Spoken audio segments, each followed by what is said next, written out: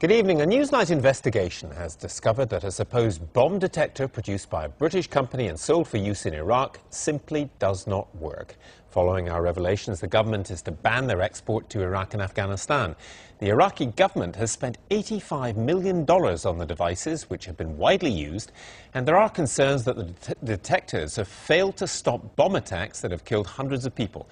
There are some disturbing images in Caroline Hawley's exclusive report. The advert is dramatic, the claims it makes even more so. The ADE 651 has a wand meant to point out explosives with the help of a special programmed card.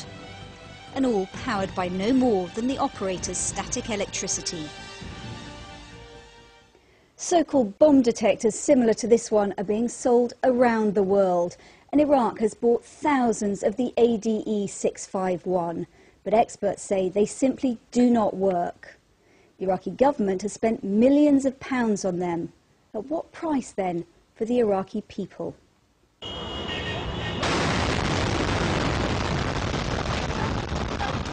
Three times in the past few months, Baghdad has been hit by coordinated waves of bombings. This was last October. In December, over 120 people were killed. And Iraqis have been asking how so many bombs could have passed through the city's security to devastating effect. Well, the ADE 651 is in use at most checkpoints in Baghdad, each one costing around $40,000. In all, the Iraqi government has spent $85 million on them. This man's having his damaged house repaired after a bomb attack last year, and his daughter and son-in-law are still being treated for injuries. If that device was effective, if it was working properly, then none of this would have happened.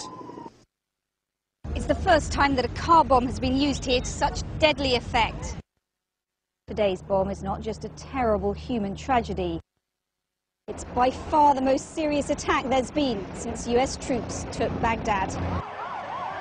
I spent 3 years reporting from Baghdad, and I've seen far too many times what a bomb can do, how it takes and wrecks lives.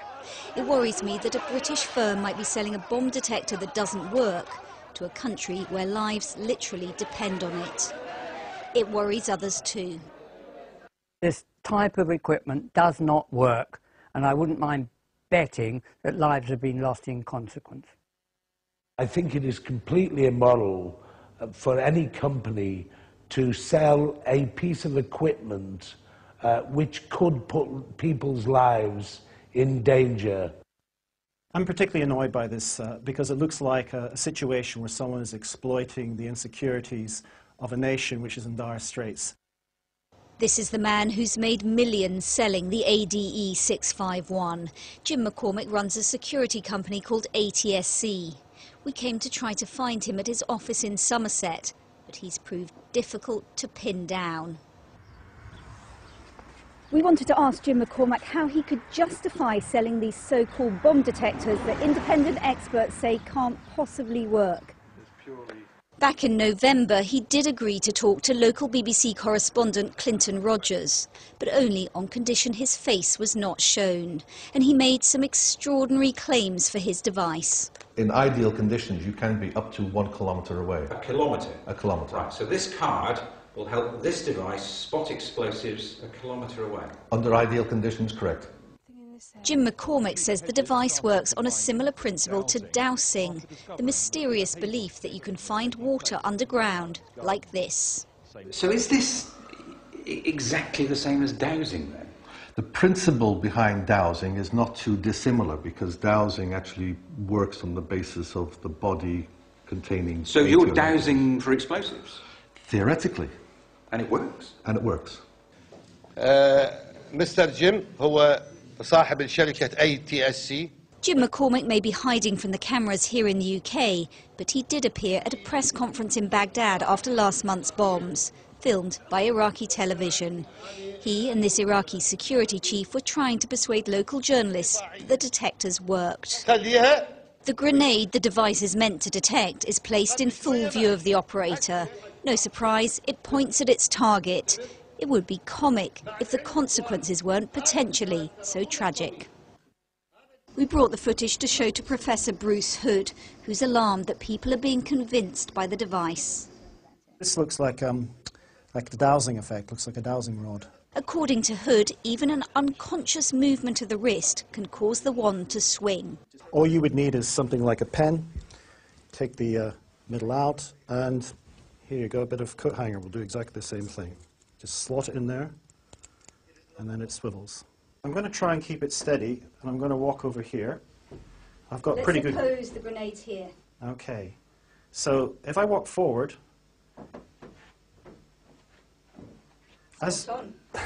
Well, it's because my attention is directed towards you where the supposed grenade is, and that's why you have the effect.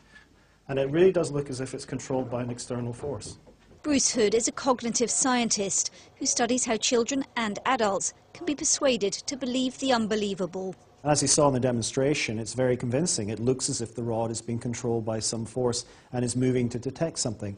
So I think if people don't really know about this effect, then it looks entirely plausible.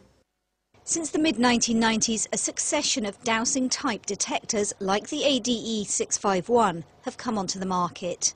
In 1995, the FBI tested a device called the Quadro Tracker. It warned, "The Quadro Tracker is a fraud. All agencies should immediately cease using the device." Another warning about modern dowsers followed in 1999. Warning, do not buy bogus explosives detection equipment. In 2002, a test by Sandia National Labs in the US found that a similar device, the mole detector, didn't work and performed no better than a random selection process. We turn to Sidney Alford, who reconstructs terrorist attacks and who gives advice to military agencies. He's one of the country's leading experts on explosives, and he's acquired a dowsing-type device to show us. So let's take it apart and see what's inside it. Okay. Difficult to open. Not intended to be opened, I suspect. So there's nothing in there that could detect a bomb, that could possibly work. Speaking as a professional, I would say that was an empty plastic case. And yet these things sell for tens of thousands of pounds. So what about the ADE 651 itself? Sidney Alford told us he was horrified it was being exported from the UK. It's not only immoral, but I will be surprised if there is not some legal mechanism or governmental mechanism to prevent it. Jim McCormack claims that the cards that go into the card reader are the key to how the device works, and that different cards can detect anything from explosives to dollar bills and even elephants. This is tuned to a channel. This is tuned to a frequency, and when that's inserted into the card reader, is now looking for that frequency band. We managed to obtain a set of Mr. McCormack's special cards. The secret of the device is supposedly these cards, which are somehow programmed to detect the explosives you're looking for. This one says in Arabic, TNT. Remember that Jim McCormack says this is the key to the detector. So we wanted to find out if there's anything inside the card that could allow it to identify TNT. We've come to the Cambridge Computer Laboratory to find out. Dr. Marcus Kuhn is going to analyse it for us. Okay, so this looks like a plastic card which may have some electronics inside, and what we're going to do is to take apart the card, delaminate it, cut through it and see what's inside. It's a delicate process, every stage painstakingly done. Dr. Kuhn's trying to extract the circuit inside. Finally, he has it. There's nothing to program in these cards. There is no memory, there is no microcontroller, there is no way any form of software or other information can be stored. Impossible. Completely impossible. These are shop theft prevention cards. These are the cheapest bit of electronics that you can get that look vaguely electronic and are sufficiently flat to fit inside a card. This is just plastic and aluminium. It couldn't be programmed then to detect TNT? Absolutely not. We bought this in Curry's. It has a security label on the back. Is that all you're saying this is then?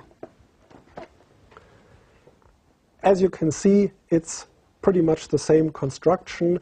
Both of these devices are designed to be easily detectable at the shop door if you decide to run away with it without paying. We wanted to challenge Jim McCormack with our evidence, so we've come to his Somerset home. Well, there are lights on in the house and signs of life, but it is now abundantly clear that Mr. McCormack does not want to talk to us. But he's clearly done well for himself. A newly extended farmhouse, a Porsche Cayenne in the driveway. It's a world away from the troubles of Baghdad.